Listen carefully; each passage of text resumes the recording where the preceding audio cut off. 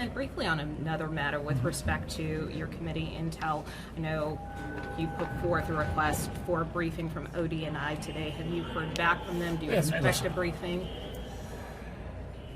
What happened in Atlanta yesterday, I got a lot of questions.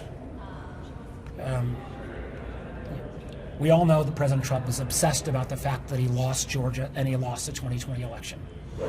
But the idea that almost 6 years later, he's trying to push Justice Department to confiscate voting records is more than bizarre.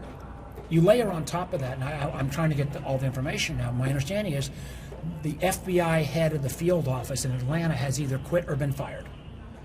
I want to find out what happened there. Was that because the FBI didn't think this was a legitimate investigation? And normally, you know, if there is going to be an investigation, the person who signs the request for the warrant is the U.S. attorney from the jurisdiction. Well, it's not a U.S. attorney from Georgia that signed it, it's a U.S. attorney from Missouri. What the heck is going on? And you hear from the election officials in Fulton County, they have no idea where their data, their information has gone to. Is it safe? Is it secure? Is this an effort to intimidate in terms of 2026 elections? One of the things I'm concerned about on the roving ICE agents, I don't want roving gangs of ICE agents showing up at polling stations. That would obviously intimidate voters. And then you got the question of what in the heck is Tulsi Gabbard doing? The FBI has said they didn't invite her. You know, the job of the Director of National Intelligence is to look at foreign interference in our elections.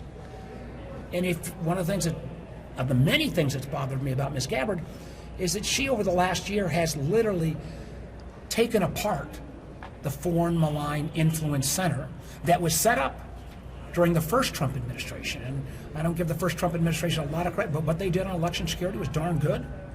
But the fact that she dismantled that, trying to ignore about influence, and now is showing up. So if there's any evidence of foreign interference, she's clearly broken her obligations as director of DNI to tell the intelligence community, because we've heard none of this.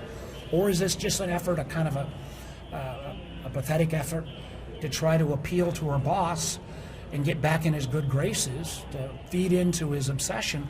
Because clearly she has been excluded from almost any of the foreign activity, Venezuela, Iran, Greenland, NATO, been in none of these activities. You know, it's been CIA, it's been the Defense Department, it's been other parts of the IC. So we got a lot of questions, and I think it's not, I think you'll find, I hope I have more to say about this later, that it's not just the Democrats have questions about what she was doing there.